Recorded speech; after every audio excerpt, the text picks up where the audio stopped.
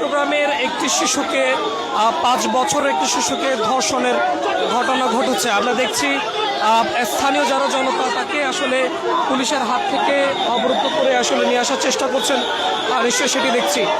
এবং আইন শৃঙ্খলা রক্ষাকারী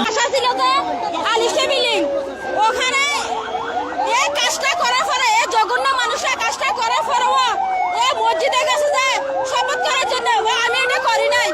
এই বিচার চাই, ফাঁসি চাই। আমার 3.5 বছর মেয়েটা বয়স আছে 3.5 বছর। পুলিশে কোনো বিচার করতে জানে না, এরা ঘুষ খেয়েছে। এরা দেখ কে আসলে ধর্ষণ করা হয়েছে এবং এখন আসলে যে ধর্ষক তাকে আটক করা হয়েছে, তবে স্থানীয় যারা রয়েছেন তারা পুলিশের হাত থেকে তাকে অবরুদ্ধ করে রেখেছেন এবং আইন শৃঙ্খলা রক্ষাকারী বাহিনীর সদস্যদের হাত থেকে সেই ধর্ষককে ছিনিয়ে নিতে চাইছেন।